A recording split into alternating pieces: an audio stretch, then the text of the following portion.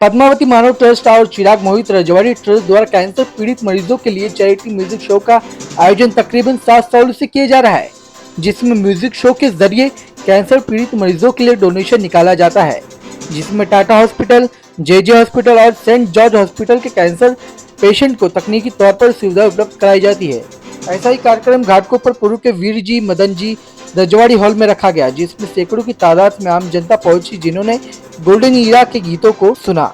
आपको बता दें कि पद्मावती मानव ट्रस्ट बीते कई सालों से विश्राम भानुशाली अपने खर्चों से चला रहे हैं, जिनकी उम्र करीबन 70 साल से ज्यादा है, लेकिन उनका जज्बा एक नव युवक और कर्मठ व्यक्ति से भी कई गुना ज्यादा है, जो असहाय कैंसर पीड़ित परिवारों के लिए आर्थिक रूप से उनकी सहायता करते आ रहे हैं। इतना ही नहीं, नेत्रहीन और विकलांग लोगों को कोरोना महामारी के दौरान अनाज वितरण विश्राम भानुशाला और उनकी संस्था द्वारा किया गया, जिनका साथ संत श्री गाडगे महाराज धर्मशाला ने बखूबी निभाया। और संस्था की कौन से संस्था की तरफ से आपने ये प्रोग्राम रखा है? जी, ये संस्था है पद्मावती मानव सेवा ट्रस्ट और चिराग मोहित राजावाड़ी ट्रस्ट की तरफ से आज का ये कार्यक्रम आयोजित किया गया और सभी यहाँ पर लिस्नर और सभी आए, वो भी तो बड़े खुशहाल थे जी। और ये प्रोग्राम किस चीज के लिए रहा? किसके ये programme actually Tata hospital, JJ hospital, Saint George hospital, blind school, national blind school और बहुत सारे जो मराठा फाउंडेशन वृद्धाश्रम है वहाँ आज तकरीबन 7 साल से भोजन कराया जाता है। कैंसर हॉस्पिटल टाटा, उनके पेशेंट जो रहते हैं संत श्री गाडगे महाराज आश्रम दादर, वहाँ तकरीबन 800 लोग हैं। वहाँ पर आज 7 साल में काफी भोजन करा चुके हैं। जेजे हॉस्पिटल, वहाँ पर कैंसर पेशेंट बीमार है, उनको भी भोजन कराते हैं। सेंट जॉर्ज हॉस्पिटल बीटी, वहाँ जो बड़े दुखी लोग हैं उनके लिए कार्यक्रम होता है। म्यूजिक तो ऐसी चीज है ना कि बहुत ही हमेशा सक्सेस ही जाता है, सुपर डुपर ही जाता है। लेकिन काका जिस एम से म्यूजिक का प्रोग्राम रखे हैं, क्योंकि उन्होंने जब अभी आपको बात की कि कितने हॉस्पिटल्स है, टाटा का है, आश्रम्स है, वहाँ पे काका जाके वहाँ पे गरीबों को खाना खिलाते हैं। उनको जो ज़रूरत है, मेडिसिन है कि ब्लैंकेट है, वो सब प्रदान करते हैं।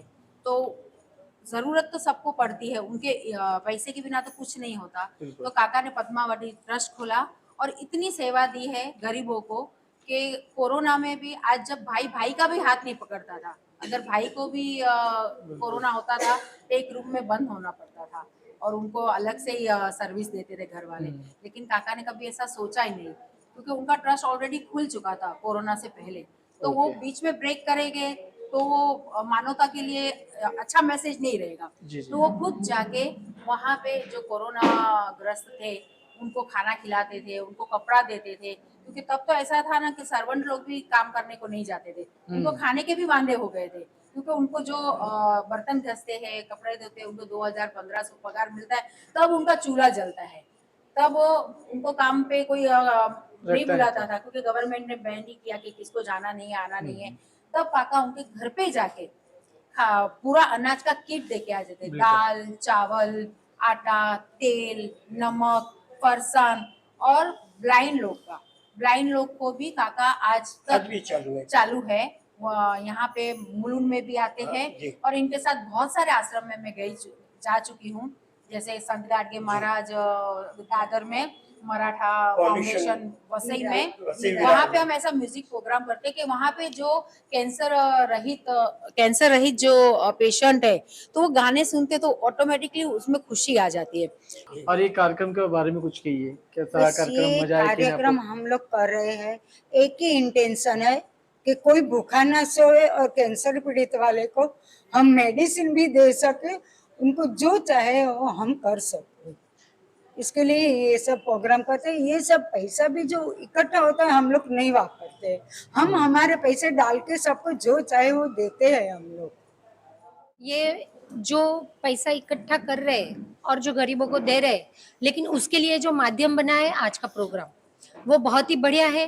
तो इससे मल्टी काम होता है, जैसे कि लोगों में खुशियां बटरना, संगीत सुन के लोगों में खुशियां फैलती है, तो वो एक काम है।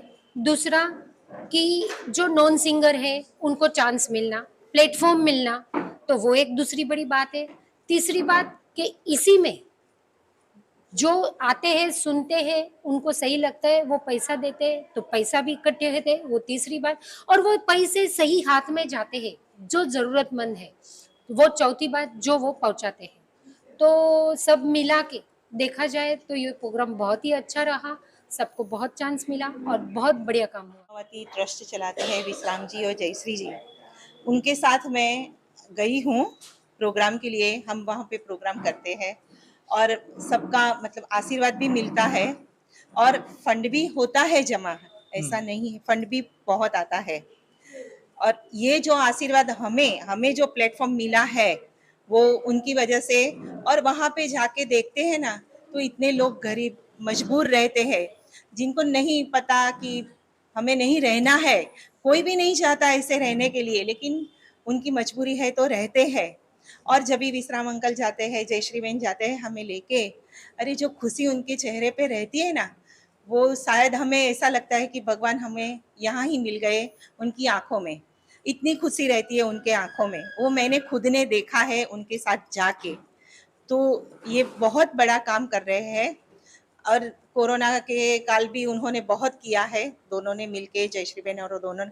और हमें भी अपने बच्चों की तरह ट्रीट करते हैं। ये जो पूरा खर्चा है वो वही उठाते हैं, सिर्फ हमें प्लेटफॉर्म देते हैं, सब खर्चा वही उठाते हैं।